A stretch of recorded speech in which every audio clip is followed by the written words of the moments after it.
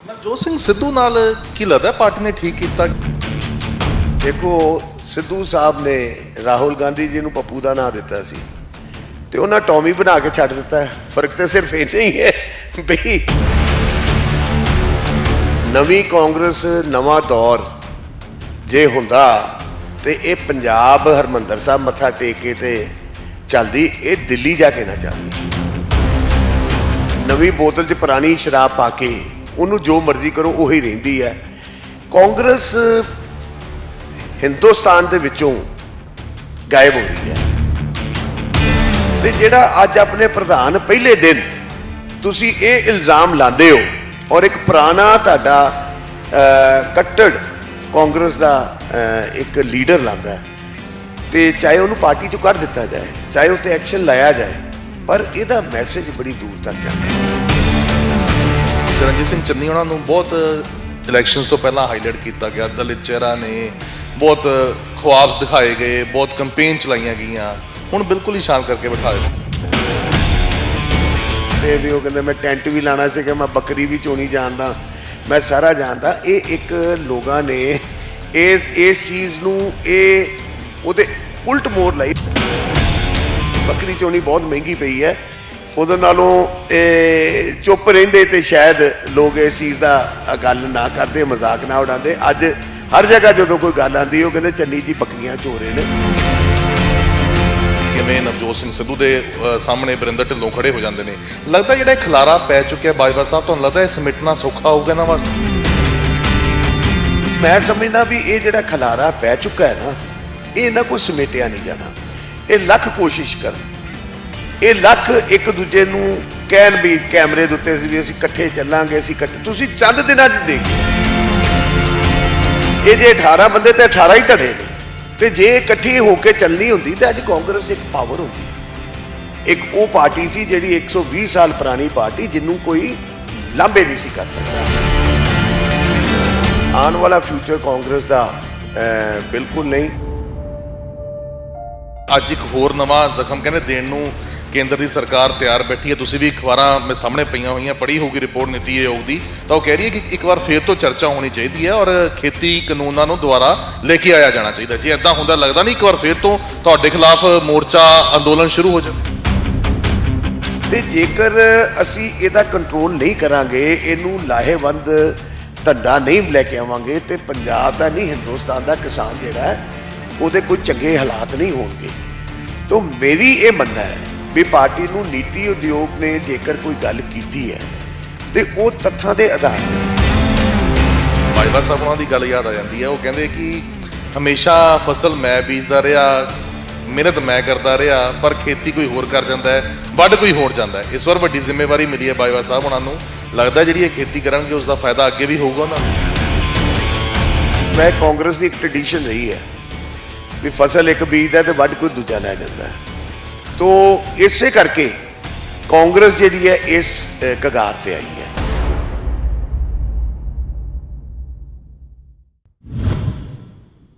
ਕਾਂਗਰਸ ਦੇ ਵਿੱਚ ਨਵੇਂ ਬਦਲਾਵ ਹੋਏ ਨੇ ਔਰ ਨਵੇਂ ਬਦਲਾਵ ਤੋਂ ਬਾਅਦ ਕਾਂਗਰਸ ਦੇ ਨਵੇਂ ਪ੍ਰਧਾਨ ਨਾਰਾ ਦੇ ਰਹੇ ਨੇ ਨਵੀਂ ਕਾਂਗਰਸ ਨਵਾਂ ਦੌਰ। ਇਸ ਦੇ ਉੱਤੇ ਗੱਲਬਾਤ ਕਰਨ ਦੇ ਲਈ ਸਾਡੇ ਨਾਲ ਫਤਿਹ ਜੰਗ ਬਾਜਵਾ ਜੀ ਮੌਜੂਦ ਨੇ। ਗੱਲਬਾਤ ਕਰਦੇ ਹਾਂ। ਬਾਜਵਾ ਸਾਹਿਬ, ਸਭ ਤੋਂ ਪਹਿਲਾਂ ਤਾਂ ਕਿਵੇਂ ਵੇਖਦੇ ਹੋ ਨਵਾਂ ਪ੍ਰਧਾਨ ਨਿਯੁਕਤ ਕੀਤਾ ਗਿਆ ਰਾਜਾ ਵੜਿੰਗ ਉਹਨਾਂ ਨੂੰ? ਤੁਸੀਂ ਹਾਲਾਂਕਿ ਲੰਬਾ ਸਮਾਂ ਕਾਂਗਰਸ 'ਚ ਬਿਤਾਇਆ ਔਰ ਨਾਰਾ ਦੇ ਰਹੇ ਨੇ ਨਵੀਂ ਕਾਂਗਰਸ ਨਵਾਂ ਦੌਰ। ਦੇਖੋ ਸਿਰਫ ਨਾਰਾ ਹੀ ਹੈ। ਨਵੀਂ ਕਾਂਗਰਸ ਨਵਾਂ ਦੌਰ ਜੇ ਹੁੰਦਾ ਤੇ ਇਹ ਪੰਜਾਬ ਹਰਮੰਦਰ ਸਾਹਿਬ ਮੱਥਾ ਟੇਕ ਕੇ ਤੇ ਚੱਲਦੀ, ਇਹ ਦਿੱਲੀ ਜਾ ਕੇ ਨਾ ਚੱਲਦੀ। ਇਹ ਪੁਰਾਣੀ ਕਾਂਗਰਸ ਤੇ ਪੁਰਾਣਾ ਦੌਰ, ਇਹ ਉਹ ਕਹਿੰਦੇ ਨੇ ਵੀ ਨਵੀਂ ਬੋਤਲ 'ਚ ਪੁਰਾਣੀ ਸ਼ਰਾਬ ਪਾ ਕੇ ਉਹਨੂੰ ਜੋ ਮਰਜ਼ੀ ਕਰੋ ਉਹੀ ਰਹਿੰਦੀ ਹੈ। ਕਾਂਗਰਸ ਹਿੰਦੁਸਤਾਨ ਦੇ ਵਿੱਚੋਂ ਗਾਇਬ ਹੋ ਰਹੀ ਹੈ। ਉਹਨਾਂ ਦੀ ਜਗ੍ਹਾ ਦੂਜੀਆਂ ਪਾਰਟੀ ਲੈ ਰਹੀਆਂ, ਖੇਤਰੀ ਪਾਰਟੀ ਲੈ ਰਹੀਆਂ, ਨੈਸ਼ਨਲ ਪਾਰਟੀਆਂ ਲੈ ਰਹੀਆਂ ਨੇ। ਇਸ ਜ਼ਿਆਦਾ ਇੰਨਾ ਨੁਕਸਾਨ ਹੋ ਚੁੱਕਾ ਕਾਂਗਰਸ ਦਾ, ਹਾਈ ਕਮਾਂਡ ਤੋਂ ਲੈ ਕੇ ਥੱਲੇ ਤੱਕ ਟੋਟਲੀ ਡੈਸੀਮੇਟ ਹੋ ਚੁੱਕੀ ਹੈ, ਇਨਡਿਸਪਲਿਨ ਹੋ ਚੁੱਕਾ ਹੈ। ਆ ਤੁਹਾਡੇ ਸਾਹਮਣੇ ਹੀ ਹੈ। ਅਜੇ ਪ੍ਰਧਾਨ ਬਣਿਆ ਨਹੀਂ ਤੇ ਆਪਣੇ ਅਮਰਗੜ੍ਹ ਦੇ ਜਿਹੜੇ MLA ਸੀਗੇ ਰਹੇ ਸੁਰਜੀਤ ਮਾਨ ਜੀ, ਉਹਨਾਂ ਨੇ ਕਹਿ ਦਿੱਤਾ ਵੀ ਇਹ ਤਾਂ ਮੋਸਟ ਕਰਪਟ ਮੋਸਟ ਇਨਕੰਪੀਟੀਟਿਵ। ਤੇ ਜਿਹੜਾ ਅੱਜ ਆਪਣੇ ਪ੍ਰਧਾਨ ਪਹਿਲੇ ਦਿਨ ਤੁਸੀਂ ਇਹ ਇਲਜ਼ਾਮ ਲਾਉਂਦੇ ਹੋ ਔਰ ਇੱਕ ਪੁਰਾਣਾ ਤੁਹਾਡਾ ਕੱਟੜ ਕਾਂਗਰਸ ਦਾ ਇੱਕ ਲੀਡਰ ਲਾਉਂਦਾ ਹੈ, ਤੇ ਚਾਹੇ ਉਹਨੂੰ ਪਾਰਟੀ ਚੋਂ ਕੱਢ ਦਿੱਤਾ ਜਾਏ, ਚਾਹੇ ਉਹ 'ਤੇ ਐਕਸ਼ਨ ਲਾਇਆ ਜਾਏ, ਪਰ ਇਹਦਾ ਮੈਸੇਜ ਬੜੀ ਦੂਰ ਤੱਕ ਜਾਂਦਾ ਹੈ। ਔਰ ਮੈਨੂੰ ਮੈਂ ਇਹ ਕਹਿਣਾ ਚਾਹੁੰਦਾ ਤੁਹਾਡੇ ਕੈਮਰੇ 'ਤੇ ਵੀ ਕਾਂਗਰਸ ਅਨਫੋਰਚੂਨੇਟਲੀ ਪੰਜਾਬ ਨਹੀਂ ਹਿੰਦੁਸਤਾਨ ਦੇ ਨਕਸ਼ੇ ਤੋਂ ਡੈਸੀਮੇਟ ਹੋ ਜਾਏਗੀ, ਗਾਇਬ ਹੋ ਜਾਏਗੀ, ਕਿਉਂਕਿ ਜਿਸ ਤਰੀਕੇ ਦਾ ਉਹਨਾਂ ਦੀ ਲੇਬੈਕ ਕਾਈਂਡ ਆਫ ਐਟੀਟਿਊਡ ਬਣ ਚੁੱਕਾ ਹੈ, ਮਿਹਨਤ ਕਰਨੀ ਨਹੀਂ, ਜੋ ਲੋਕ ਕਰਨਗੇ ਵਕਤ ਦੇ ਹਿਸਾਬ ਨਾਲ ਤਾਕਤ ਆ ਜਾਊਗੀ, ਉਹ ਹੁਣ ਲੋਕ ਐਕਸੈਪਟ ਨਹੀਂ ਕਰਦੇ। ਲੋਕ ਇਹੋ ਜਿਹੀਆਂ ਜਿਹੜੇ ਵਿਅਕਤੀ ਨੇ, ਲੀਡਰਸ ਨੇ, ਪਾਰਟੀਆਂ ਨੇ, ਉਹਨਾਂ ਤੋਂ ਦੁਖੀ ਹੋ ਕੇ ਤੇ ਨਵੀਂ ਸੋਚ ਵੱਲ ਨੂੰ ਜਾ ਰਹੇ ਨੇ। ਰਾਜਾ ਵੜਿੰਗ ਔਰ ਉਹਨਾਂ ਦੇ ਜਿਹੜੇ ਨਵੇਂ ਸਾਥੀ ਨੇ ਉਹ ਤਾਂ ਇਹ ਗੱਲ ਕਹਿ ਰਹੇ ਨੇ ਕਿ ਅਸੀਂ ਜਾਨ ਪਾਵਾਂਗੇ, ਕਹਿੰਦੇ ਅਸੀਂ ਕਾਂਗਰਸ ਦੇ ਵਿੱਚ ਇੱਕ ਵਾਰ ਮੁੜ ਤੋਂ ਜਾਨ ਪਾਵਾਂਗੇ ਔਰ ਜੋ ਵੀ ਪਾਰਟੀ ਦੇ ਵਿੱਚ ਖਲਾਰਾ ਪਿਆ ਹੋਇਆ ਉਹਨੂੰ ਸਮੇਟਾਂਗੇ। ਬਹੁਤਿਆਂ ਤੁਸੀਂ ਵੀ ਤਸਵੀਰਾਂ ਵੇਖੀਆਂ ਹੋਣਗੀਆਂ ਹਾਲ ਦੇ ਵਿੱਚ, ਜੇ ਅਸੀਂ ਕਾਂਗਰਸ ਭਵਨ ਦੇ ਬਾਹਰ ਦੀ ਗੱਲ ਕਰ ਲਈਏ, ਕਿਵੇਂ ਨਵਜੋਤ ਸਿੰਘ ਸਿੱਧੂ ਦੇ ਸਾਹਮਣੇ ਬਰਿੰਦਰ ਢਿੱਲੋਂ ਖੜੇ ਹੋ ਜਾਂਦੇ ਨੇ। ਲੱਗਦਾ ਜਿਹੜਾ ਇਹ ਖਲਾਰਾ ਪੈ ਚੁੱਕਿਆ ਬਾਜਵਾ ਸਾਹਿਬ, ਤੁਹਾਨੂੰ ਲੱਗਦਾ ਇਹ ਸਮੇਟਣਾ ਸੌਖਾ ਹੋਊਗਾ ਇਹਨਾਂ ਵਾਸਤੇ? ਮੇਰੇ ਆਈ ਵਿਸ਼ them all the best, ਪਰ ਮੇਰੇ ਖਿਆਲ ਦੇ ਨਾਲ ਜਿੰਨਾ ਖਲਾਰਾ ਨਹੀਂ ਹੈ, ਇਹ ਤੁਸੀਂ ਇਹ ਵੇਖੋ ਵੀ ਇਹ ਸਭਿਅਤਾ ਇਹਨਾਂ ਦਾ ਇੱਕ ਸੀਨੀਅਰ ਲੀਡਰ ਨੂੰ, ਇੱਕ ਯੂਥ ਕਾਂਗਰਸ ਦਾ ਲੀਡਰ ਉਹਨੂੰ ਉੱਠ ਕੇ ਉਹਦੇ ਖਿਲਾਫ ਗੱਲਾਂ ਕਰਦਾ ਹੈ। ਠੀਕ ਹੈ, ਇੱਕ ਬੰਦਾ ਇੱਕ ਬੋਲ ਰਿਹਾ, ਉਹ ਬੋਲ ਲਿਆ, ਉਸ ਤੋਂ ਬਾਅਦ ਉਹ ਕਹੇ ਜੀ ਮੈਂ ਵੀ ਆਪਣੇ ਵਿਚਾਰ ਰੱਖਣਾ ਚਾਹੁੰਦਾ, ਉਹਨੂੰ ਕੱਟ ਕੇ ਉਹਨੂੰ ਚੈਲੰਜ ਕਰ ਰਿਹਾ। ਤੇ ਤੁਸੀਂ ਇਹ ਦੇਖ ਲਓ ਵੀ ਉਸ ਪਾਰਟੀ 'ਚ ਡਿਸਪਲਿਨ ਕਿੱਥੋਂ ਤੱਕ ਰਹਿ ਗਿਆ। ਸੋ ਮੈਂ ਸਮਝਦਾ ਵੀ ਇਹ ਜਿਹੜਾ ਖਲਾਰਾ ਪੈ ਚੁੱਕਾ ਹੈ ਨਾ, ਇਹ ਇਹਨਾਂ ਕੋਲ ਸਮੇਟਿਆ ਨਹੀਂ ਜਾਣਾ। ਇਹ ਲੱਖ ਕੋਸ਼ਿਸ਼ ਕਰਨ, ਇਹ ਲੱਖ ਇੱਕ ਦੂਜੇ ਨੂੰ ਕਹਿਣ ਵੀ ਕੈਮਰੇ ਦੇ ਉੱਤੇ ਵੀ ਅਸੀਂ ਇਕੱਠੇ ਚੱਲਾਂਗੇ, ਅਸੀਂ ਇਕੱਠੇ, ਤੁਸੀਂ ਚੰਦ ਦਿਨਾਂ 'ਚ ਦੇਖ ਲਿਓ ਹਾਊਸ ਦੇ ਵਿੱਚ 2-2 3-3 ਧੜੇ ਬਣ ਕੇ ਚੱਲਣਗੇ। ਇੱਕ ਧੜੇ ਨੇ ਇਕੱਠੀ ਇੱਕ ਆਵਾਜ਼ ਆਣੀ ਐਜ਼ ਏ ਓਪੋਜੀਸ਼ਨ ਤਗੜੀ ਹੋਣੀ ਚਾਹੀਦੀ ਹੈ। ਓਪੋਜੀਸ਼ਨ ਤਗੜੀ ਹੋਏਗੀ ਤੇ ਸਰਕਾਰ ਨੂੰ ਤੁਸੀਂ ਸਹੀ ਕਿਰਾਏ ਤੇ ਉਹਨਾਂ ਨੂੰ ਪਾ ਸਕਦੇ ਹੋ। ਓਪੋਜੀਸ਼ਨ ਦੇ ਵਿੱਚ ਤਾਂ ਤੁਹਾਡੇ ਹੀ ਵੱਡੇ ਭਰਾ ਨੂੰ ਜ਼ਿੰਮੇਵਾਰੀ ਦਿੱਤੀ ਗਈ ਹੈ, ਲੀਡਰ ਆਫ ਓਪੋਜੀਸ਼ਨ ਬਣਾਇਆ ਗਿਆ। ਲੱਗਦਾ ਨਹੀਂ ਉਹ ਆਵਾਜ਼ ਕਾਂਗਰਸ ਦੀ ਸਹੀ ਤਰੀਕੇ ਦੇ ਨਾਲ ਉਹ ਸਦਨ ਦੇ ਵਿੱਚ ਰੱਖ ਪਾਉਣ? ਨਹੀਂ, ਪਾਣੀ ਚਾਹੀਦੀ ਹੈ, ਪਾਣੀ ਚਾਹੀਦੀ ਜ਼ਰੂਰ।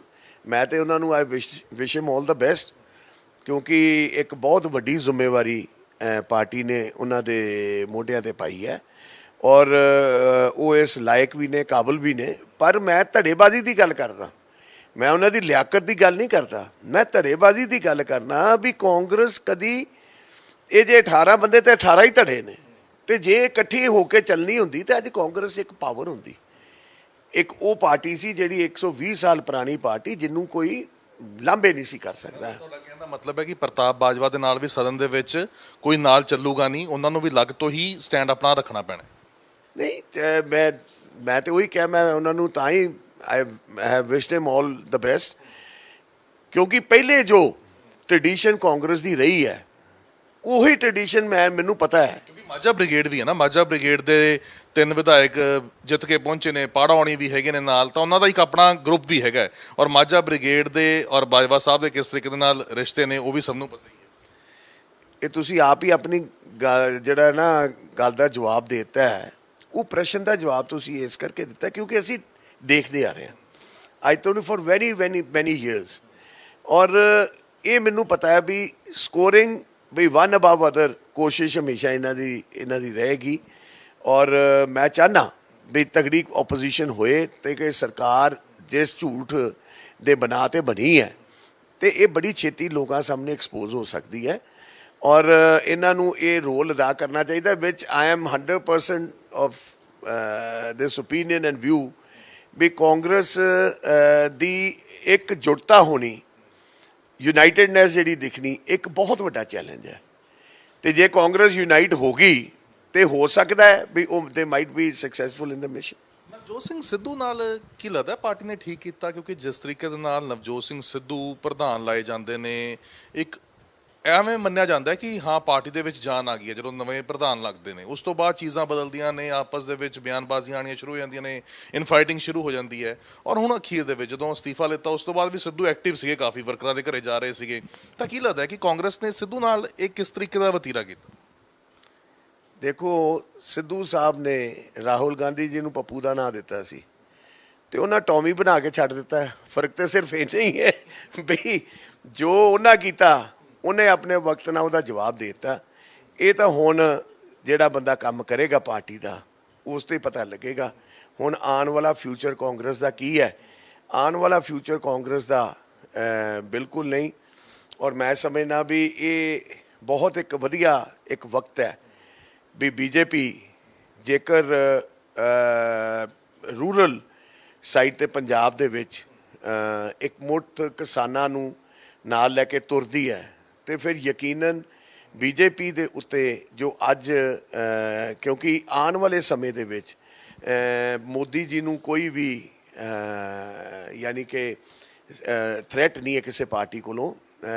ਅਸੀਂ ਦੇਖ ਰਹੇ ਹਾਂ ਵੀ ਕਿਵੇਂ ਹੋਊਗਾ, ਕਿਉਂਕਿ ਅਜੇ ਤਾਂ ਪੁਰਾਣੇ ਜ਼ਖਮ ਹੀ ਨਹੀਂ ਠੰਡੇ ਹੋਏ ਸੀਗੇ, ਅੱਜ ਇੱਕ ਹੋਰ ਨਵਾਂ ਜ਼ਖਮ ਕਹਿੰਦੇ ਦੇਣ ਨੂੰ ਕੇਂਦਰ ਦੀ ਸਰਕਾਰ ਤਿਆਰ ਬੈਠੀ ਹੈ। ਤੁਸੀਂ ਵੀ ਅਖਬਾਰਾਂ ਮੇ ਸਾਹਮਣੇ ਪਈਆਂ ਹੋਈਆਂ, ਪੜ੍ਹੀ ਹੋਊਗੀ ਰਿਪੋਰਟ ਨੀਤੀ ਆਯੋਗ ਦੀ, ਤਾਂ ਉਹ ਕਹਿ ਰਹੀ ਹੈ ਕਿ ਇੱਕ ਵਾਰ ਫੇਰ ਤੋਂ ਚਰਚਾ ਹੋਣੀ ਚਾਹੀਦੀ ਹੈ ਔਰ ਖੇਤੀ ਕਾਨੂੰਨਾਂ ਨੂੰ ਦੁਬਾਰਾ ਲੈ ਕੇ ਆਇਆ ਜਾਣਾ ਚਾਹੀਦਾ। ਜੇ ਇੱਦਾਂ ਹੁੰਦਾ ਲੱਗਦਾ ਨਹੀਂ ਇੱਕ ਵਾਰ ਫੇਰ ਤੋਂ ਤੁਹਾਡੇ ਖਿਲਾਫ ਮੋਰਚਾ ਅੰਦੋਲਨ ਸ਼ੁਰੂ ਹੋ ਜਾਵੇ? ਦੇਖੋ, ਮੈਂ ਇੱਕ ਗੱਲ ਦਾ ਇਸ ਗੱਲ 'ਤੇ ਪੱਕਾ ਪ੍ਰਤੀਕ ਇਸ ਗੱਲ ਦਾ ਵੀ ਕਿਸਾਨੀ ਦੇ ਉੱਤੇ ਜਿੰਨੀਆਂ ਯੂਨੀਅਨਸ ਨੇ, ਜਿੰਨੇ ਇਹਨਾਂ ਦੇ ਮੇਨ ਲੀਡਰਸ ਨੇ, ਸੈਂਟਰ ਦੀ ਸਰਕਾਰ ਨੂੰ ਉਹਨਾਂ ਨਾਲ ਲੈ ਕੇ ਇੱਥੇ ਚਰਚਾ ਹੋਣੀ ਚਾਹੀਦੀ ਹੈ। ਜੋ ਹਾਲਾਤ ਅੱਜ ਗਗਨ ਜੀ ਹੈ ਨੇ, ਜੋ ਅੱਜ ਦਿਖ ਰਿਹਾ, ਅੱਜ ਹਰ ਚੀਜ਼ ਦੀ ਕੀਮਤ ਬਹੁਤ ਜ਼ਿਆਦਾ ਵੱਧ ਗਈ ਹੈ। ਤੁਸੀਂ ਚਾਹੇ ਉਹ ਡੀਜ਼ਲ ਦੀ ਲਾ ਲਓ, ਚਾਹੇ ਉਹ ਖਾਦਾਂ ਦੀ ਲਾ ਲਓ, ਚਾਹੇ ਉਹ ਕੀੜੇ ਮਾਰ ਦਵਾਈਆਂ ਦੀ ਲਾ ਲਓ। ਇਹ ਚੀਜ਼ਾਂ ਦਾ ਤੁਸੀਂ ਅੱਜ ਜਿਹੜੀ ਐਗਰੀਕਲਚਰ ਹੈ -3.7 ਤੇ ਜਾ ਰਹੀ ਹੈ ਅਤੇ ਜੇਕਰ ਅਸੀਂ ਇਹਦਾ ਕੰਟਰੋਲ ਨਹੀਂ ਕਰਾਂਗੇ, ਇਹਨੂੰ ਲਾਹੇਵੰਦ ਧੰਦਾ ਨਹੀਂ ਲੈ ਕੇ ਆਵਾਂਗੇ ਤੇ ਪੰਜਾਬ ਦਾ ਨਹੀਂ ਹਿੰਦੁਸਤਾਨ ਦਾ ਕਿਸਾਨ ਜਿਹੜਾ ਹੈ ਉਹਦੇ ਕੋਈ ਚੰਗੇ ਹਾਲਾਤ ਨਹੀਂ ਹੋਣਗੇ। ਤਾਂ ਮੇਰੀ ਇਹ ਮੰਨਣਾ ਹੈ ਵੀ ਪਾਰਟੀ ਨੂੰ ਨੀਤੀ ਉਦਯੋਗ ਨੇ ਜੇਕਰ ਕੋਈ ਗੱਲ ਕੀਤੀ ਹੈ ਤੇ ਉਹ ਤੱਥਾਂ ਦੇ ਆਧਾਰ 'ਤੇ ਕੀਤੀ ਹੈ ਤੇ ਸਾਡੀ ਸਾਰੀ ਕਿਸਾਨੀ ਜਿਹੜੇ ਯੂਨੀਅਨਸ ਦੇ ਲੀਡਰਸ ਨੇ ਉਹਨਾਂ ਨੂੰ ਇਹ ਨਾ ਵੀ ਐਜੀਟੇਸ਼ਨ ਵੱਲ ਨੂੰ ਤੁਰ ਪੈਣ। ਅਸੀਂ ਸਮਝਦੇ ਵੀ ਉਹ ਇਹ ਐਜੀਟੇਸ਼ਨ ਦੇ ਰਾਹ 'ਤੇ ਨਾ ਚੱਲਣ, ਇਹਦਾ ਹੱਲ ਲੱਭਣ ਦੇ ਰਾਹ 'ਤੇ ਚੱਲਣ। ਮਤਲਬ ਕਿ ਇੱਕ ਵਾਰ ਫੇਰ ਤੋਂ ਖੇਤੀ ਕਾਨੂੰਨਾਂ ਨੂੰ ਲਾਗੂ ਕਰਨ ਦੇ ਲਈ ਤੁਸੀਂ ਚਾਹੁੰਦੇ ਹੋ ਕਿ ਚਰਚਾ ਹੋਵੇ, ਕਿਸਾਨਾਂ ਦੇ ਨਾਲ ਮੁੜ ਤੋਂ ਚਰਚਾ ਸ਼ੁਰੂ ਕੀਤੀ ਜਾਵੇ? ਖੇਤੀ ਕਾਨੂੰਨ ਲਾਉਣ 'ਤੇ ਨਹੀਂ ਮੈਂ ਗੱਲ ਕਰਦਾ, ਮੈਂ ਖੇਤੀ ਨੂੰ ਲਾਹੇਵੰਦ ਪ੍ਰੋਫਿਟੇਬਲ ਵੈਂਚਰ ਬਣਾਉਣ ਦੀ ਮੈਂ ਗੱਲ ਕਰਦਾ ਵੀ ਕਿਸਾਨ ਨੂੰ ਜੇਕਰ ਇਸ ਖੇਤੀ ਨੂੰ ਲਾਹੇਵੰਦ। ਨੀਤੀ ਆਯੋਗ ਤਾਂ ਇਹ ਕਹਿੰਦੀ ਹੈ ਕਿ ਜੇ ਉਹ ਖੇਤੀ ਕਾਨੂੰਨ ਲੈ ਕੇ ਆਵਾਂਗੇ ਤਾਂ ਹੀ ਪ੍ਰੋਫਿਟੇਬਲ ਹੋ ਸਕਦੀ, ਔਰ ਕਹਿੰਦੇ ਕਿ ਰეკਮੈਂਡੇਸ਼ਨਸ ਵੀ ਆ ਰਹੀਆਂ ਨੇ ਉਹਨਾਂ ਦੇ ਕੋਲੇ ਕਿ ਉਹ ਖੇਤੀ ਕਾਨੂੰਨਾਂ ਨੂੰ ਲੈ ਕੇ ਆਇਆ ਜਾਵੇ ਤਾਂ ਕਿ ਆਮਦਨ ਦੁੱਗਣੀ ਕੀਤੀ ਜਾਵੇ। ਜੋ ਪ੍ਰਧਾਨ ਮੰਤਰੀ ਨਰਿੰਦਰ ਮੋਦੀ ਕਹਿੰਦੇ ਸੀ ਕਿ ਅਸੀਂ ਆਮਦਨ ਕਿਸਾਨਾਂ ਦੀ ਦੁੱਗਣੀ ਕਰਨੀ ਹੈ, ਤਾਂ ਕਹਿੰਦੇ ਤਾਂ ਹੀ ਹੋ ਸਕਦੀ ਹੈ ਜੇ ਖੇਤੀ ਕਾਨੂੰਨ ਆਉਣਗੇ ਔਰ ਚਰਚਾ ਹੋਣੀ ਚਾਹੀਦੀ। ਗਗਨ ਜੀ, ਤੁਹਾਡੇ ਸਾਹਮਣੇ ਇੱਕ ਛੋਟਾ ਜਿਹਾ ਐਗਜ਼ਾਮਪਲ ਹੈ। ਮੋਗੇ ਦੇ ਕੋਲ ਅਡਾਨੀ ਦੇ ਸਾਈਲੋਜ਼ ਲੱਗੇ ਨੇ। ਤੁਸੀਂ ਅੱਜ ਦੇਖ ਲਓ 4-4, 5-5 ਕਿਲੋਮੀਟਰ ਟਰਾਲੀਆਂ ਤੇ ਟਰੱਕਾਂ ਦੇ ਲਾਈਨਾਂ ਲੱਗੀਆਂ ਹੋਈਆਂ ਨੇ ਉੱਥੇ ਉਹਨਾਂ ਨੂੰ ਕਣਕ ਵੇਚਣ ਲਈ। ਜੇ ਇਹਦਾ ਕੋਈ ਫਾਇਦਾ ਹੁੰਦਾ ਹੋਏ ਤੇ ਕਿਸਾਨ ਨੂੰ ਫਾਇਦਾ ਲੈਣਾ ਚਾਹੀਦਾ ਹੈ। ਅਸੀਂ ਇਹ ਨਹੀਂ ਕਹਿੰਦੇ, ਮੇਰਾ ਇਹ ਮੰਨਣਾ ਹੈ ਵੀ ਜਿੱਥੇ ਕਿਸਾਨ ਨੂੰ ਇਹ ਲੱਗਦਾ ਹੈ ਉਹਨਾਂ ਨੂੰ ਸਰਕਾਰ ਉਹਨਾਂ ਨਾਲ ਕਿਉਂ ਮਾੜੀ ਕਰੇਗੀ? ਸਰਕਾਰ ਉਹਨਾਂ ਨੂੰ ਕਿਉਂ ਚਾਹੇਗੀ ਵੀ ਇਹਨਾਂ ਨੂੰ ਪ੍ਰੋਫਿਟ ਨਾ ਹੋਵੇ?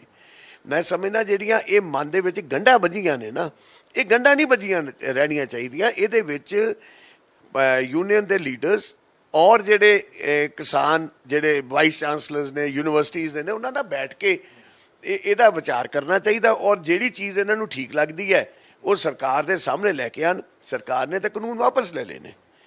ਜੇ ਇਹ ਕਿਸਾਨ ਵੀਰ ਚਾਹਣਗੇ ਵੀ ਇਹਦਾ ਕੋਈ ਇਹਦੇ ਵਿੱਚ ਕੋਈ ਚੇਂਜਸ ਲਿਆਉਣੀਆਂ ਚਾਹੀਦੀਆਂ ਨੇ ਤੇ ਚੇਂਜਸ ਲਿਆਉਣੀਆਂ ਚਾਹੀਦੀਆਂ ਨੇ। ਇਹਦੇ ਵਿੱਚ ਕੋਈ ਕਿਸੇ ਨੂੰ ਮਹਿਣਾ ਨਹੀਂ।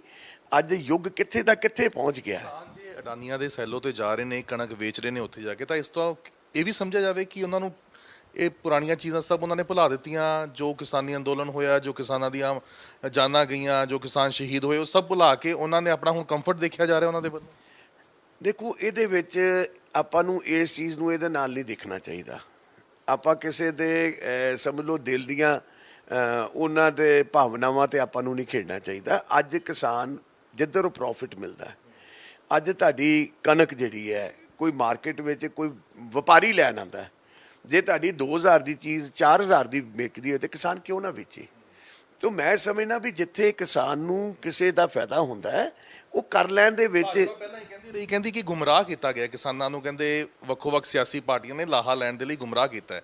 ਤਾਂ ਹੁਣ ਤਾਂ ਕਿਸਾਨੀ ਅੰਦੋਲਨ ਸਮਾਪਤ ਹੋ ਗਿਆ। ਜੇ ਦੁਬਾਰਾ ਰਿਫਾਰਮ ਲੈ ਕੇ ਆਉਣੇ ਨੇ ਤਾਂ ਭਾਜਪਾ ਸਮਝਾਉਣ ਦੀ ਕੋਸ਼ਿਸ਼ ਕਰੂਗੀ, ਗੱਲਬਾਤ ਕਰੂਗੀ ਕਿ ਤੁਹਾਨੂੰ ਪਹਿਲਾਂ ਗੁੰਮਰਾਹ ਕੀਤਾ ਸੀ, ਹੁਣ ਇਸ ਤਰੀਕੇ ਨਾਲ ਆਪਾਂ ਟੇਬਲ ਟਾਕ ਕਰਦੇ ਹਾਂ, ਜੋ ਤੁਹਾਡੇ ਵਾਸਤੇ ਬਿਹਤਰ ਹੈ ਉਹਨੂੰ ਅਸੀਂ ਲਾਗੂ ਕਰਦੇ ਹਾਂ। ਇਹ ਫੈਸਲਾ ਕਿਸਾਨ ਯੂਨੀਅਨਸ ਨੇ ਕਰਨਾ ਹੈ। ਪਰ ਬੀਜੇਪੀ ਕੀ ਇਨੀਸ਼ੀਏਟਿਵ ਲਊਗੀ?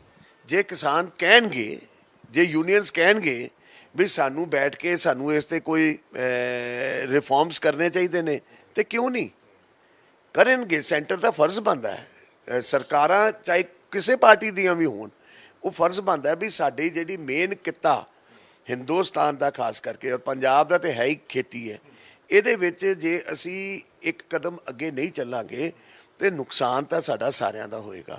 ਸੋ ਮੇਰਾ ਇਹ ਮੰਨਣਾ ਹੈ ਵੀ ਸਰਕਾਰ ਤੁਹਾਨੂੰ ਫਰੈਂਡਲੀ ਹੱਥ ਹਮੇਸ਼ਾ ਐਕਸਟੈਂਡ ਕਰੇਗੀ। ਇਹ ਡਿਪੈਂਡ ਹੋਣ ਕਰਦਾ ਹੈ, ball is in the court of the farm unions, they have to decide and come forward with it. ਆਪਾਂ ਹਾਲਾਂਕਿ ਖੇਤੀ ਦੀ ਗੱਲ ਕਰ ਰਹੇ ਹਾਂ ਤੇ ਬਾਜਵਾ ਸਾਹਿਬ ਉਹਨਾਂ ਦੀ ਗੱਲ ਯਾਦ ਆ ਜਾਂਦੀ ਹੈ। ਉਹ ਕਹਿੰਦੇ ਕਿ ਹਮੇਸ਼ਾ ਫਸਲ ਮੈਂ ਬੀਜਦਾ ਰਿਹਾ, ਮਿਹਨਤ ਮੈਂ ਕਰਦਾ ਰਿਹਾ, ਪਰ ਖੇਤੀ ਕੋਈ ਹੋਰ ਕਰ ਜਾਂਦਾ ਹੈ, ਵੱਢ ਕੋਈ ਹੋਰ ਜਾਂਦਾ ਹੈ। ਇਸ ਵਾਰ ਵੱਡੀ ਜ਼ਿੰਮੇਵਾਰੀ ਮਿਲੀ ਹੈ ਬਾਜਵਾ ਸਾਹਿਬ ਉਹਨਾਂ ਨੂੰ, ਲੱਗਦਾ ਜਿਹੜੀ ਇਹ ਖੇਤੀ ਕਰਨਗੇ ਉਸ ਦਾ ਫਾਇਦਾ ਅੱਗੇ ਵੀ ਹੋਊਗਾ ਉਹਨਾਂ ਨੂੰ। ਦੇਖੋ ਇਹ ਤੇ ਕਿਸਮਤ ਦੀਆਂ ਗੱਲਾਂ, ਤੇ ਵੈਸੇ ਕਾਂਗਰਸ ਦੀ ਇੱਕ ਟ੍ਰੈਡੀਸ਼ਨ ਰਹੀ ਹੈ ਵੀ ਫਸਲ ਇੱਕ ਬੀਜਦਾ ਤੇ ਵੱਢ ਕੋਈ ਦੂਜਾ ਲੈ ਜਾਂਦਾ ਹੈ। ਤੋ ਇਸੇ ਕਰਕੇ ਕਾਂਗਰਸ ਜਿਹੜੀ ਹੈ ਇਸ ਕਗਾਰ ਤੇ ਆਈ ਹੈ। ਤੇ ਜੇਕਰ ਉਹ ਚੰਗਾ ਕੋਈ ਪਰਫਾਰਮ ਕਰੇਗਾ, ਜੇਕਰ ਪਾਰਟੀ ਲਈ ਜਾਂ ਸੂਬੇ ਲਈ ਕੋਈ ਆਵਾਜ਼ ਬੁਲੰਦ ਕਰੇਗਾ ਤੇ ਉਹਨੂੰ ਇਹਦਾ ਜਿਹੜਾ ਲਾਹਾ ਮਿਲਣਾ ਚਾਹੀਦਾ ਹੈ। ਬਟ ਕਾਂਗਰਸ ਦੇ ਵਿੱਚ ਜਿਹੜੀ ਟ੍ਰੈਡੀਸ਼ਨ ਰਹੀ ਹੈ ਉਲਟੀ ਰਹੀ ਹੈ, ਹਮੇਸ਼ਾ ਫਸਲ ਕਿਸੇ ਨੇ ਬੀਜੀ ਵੱਢ ਕੇ ਕੋਈ ਲੈ ਗਿਆ। ਹਾਲਾਂਕਿ ਇਸ ਤੋਂ ਪਹਿਲਾਂ ਵੀ ਜਦੋਂ ਬਾਜਵਾ ਸਾਹਿਬ ਤੁਹਾਡੇ ਨਾਲ ਗੱਲਬਾਤ ਹੋਈ ਸੀ ਤਾਂ ਤੁਸੀਂ ਉਸ ਦਿਨ ਇੰਟਰਵਿਊ 'ਚ ਕਿਹਾ ਸੀ, ਕਹਿੰਦੇ ਕਿ ਅਸੀਂ ਲਾਲ ਕਾਰਪੇਟ ਵਿਛਾਉਂਦੇ ਰਹੇ ਔਰ ਟਿਕਟ ਤੁਹਾਡੀ ਜਿਹੜੀ ਆ ਉਹ ਪ੍ਰਤਾਪ ਬਾਜਵਾ ਨੂੰ ਦੇ ਦਿੱਤੀ ਗਈ। ਅੱਜ ਪ੍ਰਤਾਪ ਬਾਜਵਾ ਨੂੰ ਵੱਡੀ ਜ਼ਿੰਮੇਵਾਰੀ ਮਿਲੀ ਹੈ, ਤਾਂ ਕਿਵੇਂ ਵੇਖਦੇ ਹੋ ਉਹ ਚੀਜ਼ਾਂ? ਤੇ ਅਜੇ ਵੀ ਮਲਾਲ ਹੈਗਾ ਕਿ ਹਾਂ ਮੇਰੀ ਟਿਕਟ ਦੇ ਉੱਤੇ ਭਰਾ ਨੂੰ ਟਿਕਟ ਦਿੱਤੀ ਗਈ, ਉਹ ਜਿੱਤੇ ਵੀ ਔਰ ਉਹਨਾਂ ਨੂੰ ਹੁਣ ਜ਼ਿੰਮੇਵਾਰੀ ਮਿਲੀ? ਇਹ ਪੁਰਾਣੀਆਂ ਗੱਲਾਂ ਹੋ ਗਈਆਂ, ਇਹ ਇਸ ਗੱਲਾਂ ਨੂੰ ਆਪਾਂ ਛੱਡੀਏ। ਪਰ ਜਿਹੜੀ ਜ਼ਿੰਮੇਵਾਰੀ ਮਿਲੀ ਹੈ, ਮੈਂ ਸਮਝਦਾ ਇੱਕ ਮੌਕਾ ਮਿਲਿਆ ਵੀ ਆਪਣੀ ਜ਼ਿੰਮੇਵਾਰੀ ਨੂੰ ਜੇਕਰ ਚੰਗੀ ਤਰ੍ਹਾਂ ਨਿਭਾਉਣਗੇ ਤੇ ਜ਼ਰੂਰ ਲੋਕ ਉਹਨੂੰ ਐਕਸੈਪਟ ਕਰਨਗੇ। But I wish him all the best, ਕਿਉਂਕਿ ਜੇ ਜ਼ਿੰਮੇਵਾਰੀ ਮਿਲੀ ਹੈ, ਮੇਰਾ ਖੂਨ ਦਾ ਰਿਸ਼ਤਾ, ਮੇਰਾ ਵੱਡਾ ਭਰਾ ਹੈ। ਆਈ ਵੁੱਡ ਆਲਵੇਜ਼ ਲਾਈਕ ਵੀ ਜੇਕਰ ਇਫ ਹੀ ਡਜ਼ ਵੈਲ ਤਾਂ I wish him all the best in life. Sunil Jakhar ਦੇ ਖਿਲਾਫ ਵੀ ਕਮੇਟੀ ਬਿਠਾ ਦਿੱਤੀ ਗਈ ਹੈ, ਜੋ ਉਹਨਾਂ ਦਾ ਬਿਆਨ ਆਇਆ ਸੀਗਾ ਖਾਸ ਤੌਰ ਦੇ ਉੱਤੇ ਤੁਸੀਂ ਵੀ ਸੁਣਿਆ ਹੋਊਗਾ ਕਿ ਜੁੱਤੀ ਦੇ ਵਿੱਚ ਬਿਠਾਉਣ ਵਾਲੇ ਬੰਦਿਆਂ ਨੂੰ ਸਿਰ ਤੇ ਬਿਠਾ ਦਿੱਤਾ, ਉਸ ਦੇ ਉੱਤੇ ਵੀ ਅੱਜ ਕਾਰਵਾਈ ਹੋ ਸਕਦੀ ਹੈਗੀ ਹੈ। ਕੀ ਲੱਗਦਾ ਕੀ ਕੁਝ ਐਕਸ਼ਨ ਲੈਣਾ ਚਾਹੀਦਾ ਤਾਂ ਕਿ ਇਹੋ ਜਿਹੀਆਂ ਬਿਆਨਬਾਜ਼ੀਆਂ ਅੱਗੇ ਤੋਂ ਨਾ ਕੀਤੀਆਂ ਜਾਣ? ਦੇਖੋ ਮੈਂ ਸਮਝਣਾ ਵੀ ਸੁਨੀਲ ਜਾਖੜ ਜੀ ਇੱਕ ਸੀਨੀਅਰ ਲੀਡਰ ਨੇ। ਪਹਿਲੀ ਗੱਲ ਤਾਂ ਇਹ ਚੀਜ਼ ਉਹਨਾਂ ਦੇ ਮੂੰਹ ਤੋਂ ਫੱਬਦੀ ਨਹੀਂ ਸੀ, ਪਰ ਜੇਕਰ ਉਹਨਾਂ ਨੇ ਇਹ ਗੱਲ ਕਹੀ ਵੀ ਮੇਰੇ ਬਿਆਨ ਨੂੰ ਤੋੜ ਮਰੋੜ ਕੇ ਪੇਸ਼ ਕੀਤਾ ਗਿਆ, ਤਾਂ ਮੈਂ ਸਮਝਦਾ ਵੀ ਜੇ ਆਪਾਂ ਇੱਦਾਂ ਹੀ ਆਪਣੇ ਲੀਡਰਸ ਨੂੰ ਬਾਹਰ ਦੇ ਰਸਤੇ ਵਿਖਾਉਂਦੇ ਰਹੇ, ਇੱਦਾਂ ਦੀਆਂ ਗੱਲਾਂ ਨਹੀਂ ਹੁੰਦੀਆਂ। ਤੇ ਇੱਕ ਜੇਕਰ ਜੇ ਉਹਨਾਂ ਗਲਤੀ ਕੀਤੀ, ਉਹਨਾਂ ਨੇ ਇੱਕ ਆਪਣੇ ਤਰੀਕੇ ਨਾਲ ਮਾਫੀ ਮੰਗ ਲਈ ਹੈ, ਇਹ ਪਾਰਟੀ ਦਾ ਆਪਣਾ ਉਹਨਾਂ ਦਾ ਮਸਲਾ ਹੈ, ਇਹ ਤੇ ਮੇਰਾ ਕੋਈ ਉਹਦਾ ਲੇਖਾ ਜੋਖਾ ਨਹੀਂ। But party has to see, ਔਰ ਸੀਨੀਅਰ ਲੀਡਰਸ ਨੂੰ ਕਿਸੇ ਪਾਰਟੀ 'ਚ ਵੀ ਹੋਏ, ਉਹਨੂੰ ਕੋਈ ਵੀ ਚੀਜ਼ ਬੋਲਣ ਤੋਂ ਪਹਿਲੇ ਇਸ ਦੇ ਖਿਆਲ ਕਰਨਾ ਚਾਹੀਦਾ ਵੀ ਇਹ ਚੀਜ਼ ਕਿਸੇ ਨੂੰ ਚੁਭੇ ਨਾ। ਔਰ ਐਡੀ ਵੱਡੀ ਗੱਲ ਕਰ ਜਾਣੀ ਜਿਹੜੀ ਇੱਕ ਸਮਾਜ ਦੇ ਬਾਰੇ ਹੋਣੀ, ਉਹ ਇਹੋ ਜਿਹੇ ਪਰਿਵਾਰ ਤੋਂ, ਪੋਲੀਟੀਕਲ ਪਰਿਵਾਰ ਤੋਂ ਜੱਚਦੀ ਨਹੀਂ। ਆਖਿਰ ਦੇ ਵਿੱਚ ਮੇਰਾ ਸਵਾਲ, ਚਰਨਜੀਤ ਸਿੰਘ ਚੰਨੀ ਉਹਨਾਂ ਨੂੰ ਬਹੁਤ ਇਲੈਕਸ਼ਨਸ ਤੋਂ ਪਹਿਲਾਂ ਹਾਈਲਾਈਟ ਕੀਤਾ ਗਿਆ, ਦਲਿਤ ਚਿਹਰਾ ਨੇ, ਬਹੁਤ ਖੁਆਬ ਦਿਖਾਏ ਗਏ, ਬਹੁਤ ਕੰਪੇਨ ਚਲਾਈਆਂ ਗਈਆਂ, ਹੁਣ ਬਿਲਕੁਲ ਹੀ ਸ਼ਾਂਤ ਕਰਕੇ ਬਿਠਾ ਦਿੱਤਾ ਔਰ ਚੰਨੀ ਹੋਣੀ ਵੀ ਕੋਈ ਵੀ ਬਿਆਨਬਾਜ਼ੀ ਦਿੰਦੇ ਹੋਏ ਨਜ਼ਰ ਨਹੀਂ ਆ ਰਹੇ। ਕੀ ਵੇਖਦੇ ਹੋ ਚੰਨੀ ਹੋਣਾ ਦਾ ਭਵਿੱਖ ਕੀ ਨਜ਼ਰ ਆਉਂਦਾ?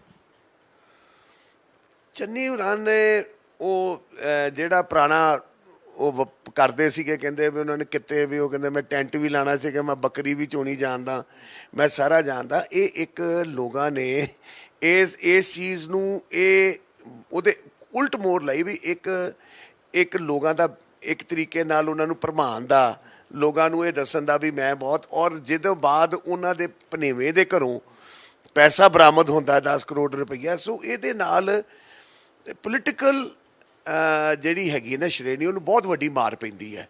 ਔਰ ਲੋਕ ਇਹ ਸਮਝਦੇ ਨੇ ਵੀ ਇਹ ਲੋਕਾਂ ਨੂੰ ਬੇਵਕੂਫ ਜਿੱਦਾਂ ਕੋਈ ਬਣਾਉਂਦੇ ਨੇ, ਇੱਦਾਂ ਕਰਦੇ ਨੇ। ਆਈ ਥਿੰਕ ਚੰਨੀ ਨੂੰ ਇਹ ਚੀਜ਼ ਬਹੁਤ ਮਹਿੰਗੀ ਪਈ ਹੈ। ਔਰ ਇੱਕ ਚੀਫ ਮਿਨਿਸਟਰ ਲੈਵਲ ਦੇ ਬੰਦੇ ਨੂੰ ਬੱਕਰੀ ਚੋਣੀ ਮਹਿੰਗੀ ਪਈ, ਬੱਕਰੀ ਚੋਣੀ ਬਹੁਤ ਮਹਿੰਗੀ ਪਈ ਹੈ। ਉਹਦੇ ਨਾਲੋਂ ਚੁੱਪ ਰਹਿੰਦੇ ਤੇ ਸ਼ਾਇਦ ਲੋਕ ਇਸ ਚੀਜ਼ ਦਾ ਗੱਲ ਨਾ ਕਰਦੇ, ਮਜ਼ਾਕ ਨਾ ਉਡਾਉਂਦੇ। ਅੱਜ ਹਰ ਜਗ੍ਹਾ ਜਦੋਂ ਕੋਈ ਗੱਲ ਆਉਂਦੀ, ਉਹ ਕਹਿੰਦੇ ਚੰਨੀ ਜੀ ਬੱਕਰੀਆਂ ਚੋ ਰਹੇ ਨੇ। ਸੋ ਇੱਕ ਚੀਫ ਮਿਨਿਸਟਰ ਦਾ ਜਿਹੜਾ ਲੈਵਲ ਹੁੰਦਾ ਹੈ, ਮੇਰੇ ਕਹਿਣ ਤੋਂ ਭਾਵ ਉਹ ਲੋਕਾਂ ਨਾਲ ਹੋਣਾ ਆਪਣਾ, ਉਹ you have to change with time. ਤੁਹਾਡਾ ਇੱਕ ਰੋਲ ਬਦਲ ਦਿੱਤਾ ਜਾਂਦਾ। ਤੁਸੀਂ ਇੱਕ ਸੂਬੇ ਨੂੰ ਹੁਣ ਲੁੱਕ ਆਫਟਰ ਕਰ ਰਹੇ ਹੋ, ਸੂਬਾ ਚਲਾ ਰਹੇ ਹੋ, ਲੋਕ ਤੁਹਾਡਾ ਹੁਣ ਤੁਸੀਂ ਬੱਕਰੀਆਂ ਚੋਵੋਗੇ ਤੇ ਲੋਕ ਫਿਰ ਉਸ ਦਾ ਮਜ਼ਾਕ ਉਡਾਉਣਗੇ। ਕੈਪਟਨ ਅਮਰਿੰਦਰ ਸਿੰਘ ਨਾਲ ਕੋਈ ਗੱਲਬਾਤ ਹੋਈ? ਤੁਹਾਡੇ ਤਾਂ ਪਾਰਟੀ ਦੇ ਅਲਾਈਅੰਸ ਪਾਰਟਨਰਸ ਨੇ, ਕੋਈ ਉਹਨਾਂ ਨਾਲ ਗੱਲਬਾਤ ਹੋਈ? ਕੈਪਟਨ ਸਾਹਿਬ ਦੇ ਵੀ ਕੋਈ ਸਟੇਟਮੈਂਟ ਨਹੀਂ ਆ ਰਹੀ ਜਦ ਤੋਂ ਚੋਣ ਹਾਰੇ ਨੇ, ਤੁਸੀਂ ਜਾ ਕੇ ਮੁਲਾਕਾਤ ਕਰਕੇ ਆਏ ਹੋ, ਕੋਈ ਮਿਲ ਕੇ ਆਏ ਹੋ ਉਹਨਾਂ ਨੂੰ? ਦੇਖੋ, ਰਿਸ਼ਤੇ ਆਪਣੀ ਜਗ੍ਹਾ ਹੁੰਦੇ, ਸਾਡੇ ਦੋਸਤ ਨੇ, ਸਾਡੇ ਪਾਰਟੀ ਪਹਿਲੇ ਕਾਂਗਰਸ ਅਸੀਂ ਇਕੱਠੇ ਰਹੇ ਹਾਂ। ਗੱਲ ਕੀਤਿਆਂ ਨੂੰ ਦੇਰ ਹੋਈ ਹੈ, ਮਹੀਨਾ ਹੋ ਗਿਆ। ਉਸ ਤੋਂ ਪਹਿਲੇ ਉਹਨਾਂ ਦੀ ਕੋਈ ਤਬੀਅਤ ਠੀਕ ਨਹੀਂ ਸੀ, ਦਿੱਲੀ ਗਏ ਸੀਗੇ। ਉੱਥੇ ਸ਼ਾਇਦ ਉਹਨਾਂ ਦਿੱਲੀ 'ਚ ਵੀ ਇੱਕ ਘਰ ਲਿਆ ਕਿਰਾਏ ਦੇ ਉੱਤੇ, ਅਤੇ ਉੱਥੇ ਹੀ ਉਹਨਾਂ ਦਾ ਉਦੋਂ ਉਸ ਵਕਤ ਮੈਂ ਹਾਲ ਚਾਲ ਪੁੱਛਿਆ ਸੀਗਾ। ਤੋ ਹੀ ਇਜ਼ ਹੇਲ ਐਂਡ ਹਾਰਟੀ। ਹਰ ਬੰਦਾ ਆਪਣੀ ਵਾਰੀ ਖੇਡ ਚੁੱਕਿਆ। ਉਹ ਮੈਂ ਕਹਿੰਦਾ ਵੀ ਉਹ ਆਪਣੀ ਜ਼ਿੰਦਗੀ ਦੀ ਅੱਛੀ ਵਾਰੀ ਖੇਡ ਕੇ ਗਏ ਨੇ। ਹੁਣ ਬੰਦੇ ਨੂੰ ਟਾਈਮ ਤੇ ਵਕਤ ਦੇ ਨਾਲ, ਕਿਉਂਕਿ ਉਹਨਾਂ ਨੂੰ ਇੱਕ ਸ਼ੌਕ ਹੈ ਕਿਤਾਬਾਂ ਲਿਖਣ ਦਾ, ਔਰ he is a historian on army. ਔਰ ਉਹ ਮੇਰਾ ਖਿਆਲ ਹੁਣ it is time for him to write the book, ਜਿਹੜੀ ਕੋਈ ਉਹਨਾਂ ਦੀ ਕੋਈ ਖਤਮ ਹੋਣ ਵਾਲੀ ਹੋਏਗੀ। ਅੱਛਾ ਸੀ ਕਿ ਬੀਜੇਪੀ ਕੋਈ ਵੱਡੀ ਜ਼ਿੰਮੇਵਾਰੀ ਦੇ ਸਕਦੀ ਹੈ, ਕਿਸੇ ਸਟੇਟ ਦਾ ਗਵਰਨਰ ਲਗਾ ਸਕਦੀ ਹੈ? ਇਹ ਤਾਂ ਪਾਰਟੀ ਹਾਈ ਕਮਾਂਡ ਨੂੰ ਪਤਾ ਹੈ, ਅਤੇ ਇਹ ਉਹਨਾਂ ਦਾ ਜੋ ਆਪਸ ਦੇ ਵਿੱਚ ਹੈ, ਜੋ ਉਹਨਾਂ ਦੀਆਂ ਹੋ ਸਕਦਾ ਹੈ ਉਹਨਾਂ ਦੇ ਜਿਹੜਾ ਪੁਰਾਣਾ ਜਿਹੜਾ ਤਜਰਬਾ ਵੇਖਦੇ ਹੋਇਆਂ ਕਿਸੇ ਸਟੇਟ ਦਾ ਉਹਨਾਂ ਨੂੰ ਜੇ ਕਿਤੇ ਗਵਰਨਰ ਲਾਇਆ ਜਾਏ ਤੇ ਅੱਛੀ ਗੱਲ ਹੈ, ਮਾੜੀ ਗੱਲ ਨਹੀਂ। ਬਹੁਤ ਧੰਨਵਾਦ ਬਾਜਵਾ ਸਾਹਿਬ ਗੱਲਬਾਤ ਲਈ।